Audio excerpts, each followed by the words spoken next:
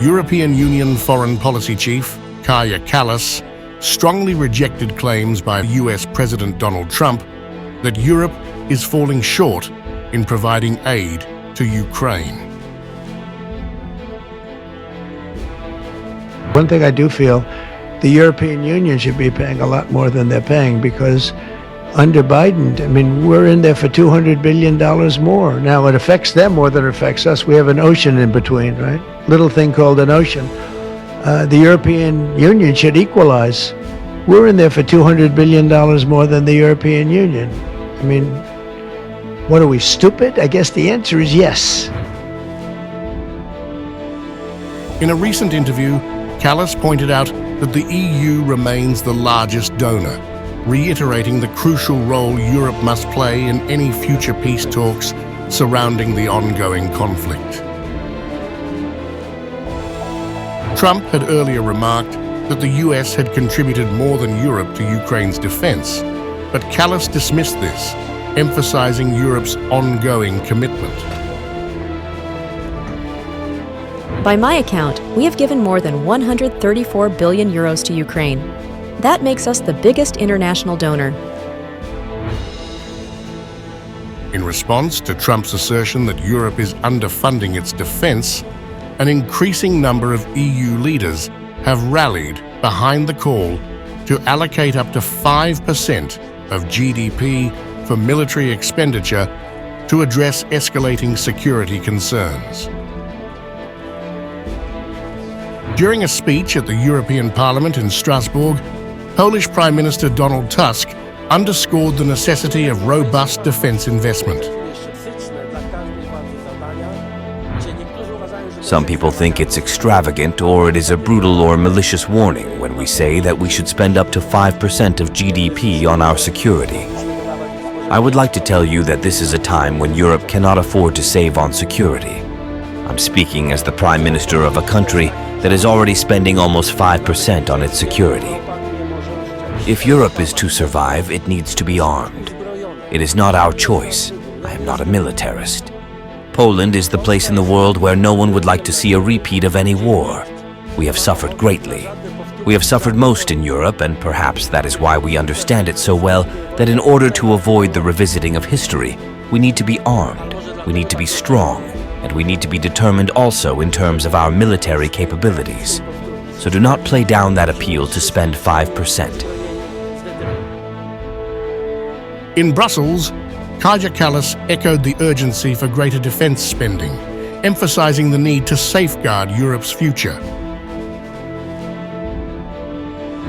We spend billions on our schools, welfare, healthcare, but if we do not invest more in defense, all of this is at risk.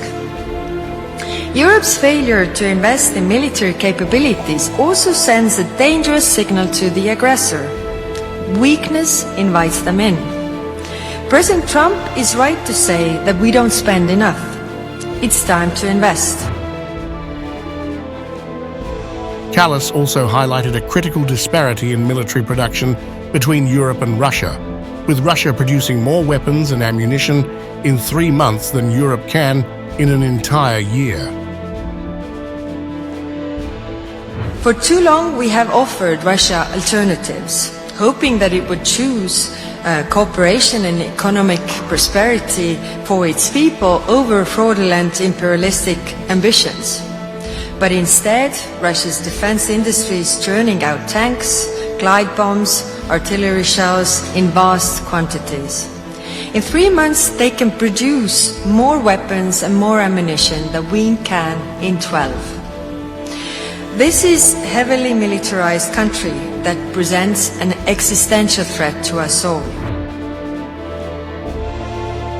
Intelligence assessments warn that Russia may test Europe's defense readiness within the next 3 to 5 years, adding urgency to the need for immediate action. Many of our national intelligence agencies are giving us the information that Russia could test EU's readiness to defend itself in 3 to 5 years.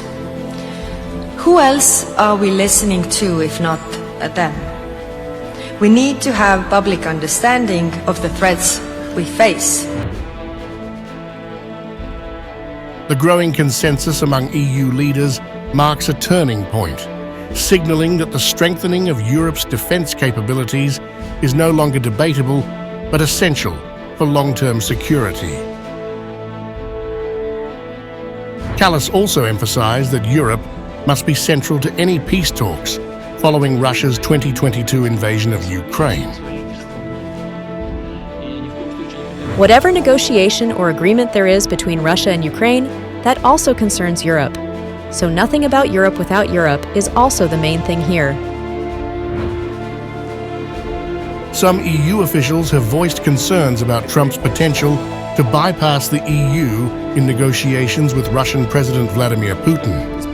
Kallas warned that such actions could undermine European interests.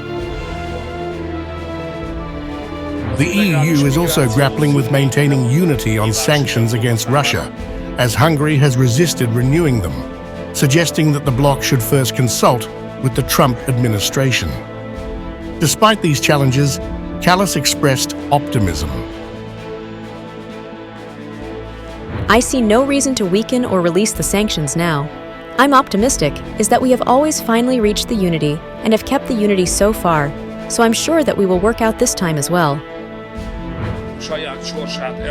Kallas also revealed that EU officials are exploring ways to use frozen Russian assets more effectively, ensuring these resources contribute to supporting Ukraine's defense. As the EU's involvement in the Ukraine conflict continues to evolve, Kallas reaffirmed that Europe's role remains indispensable and non-negotiable.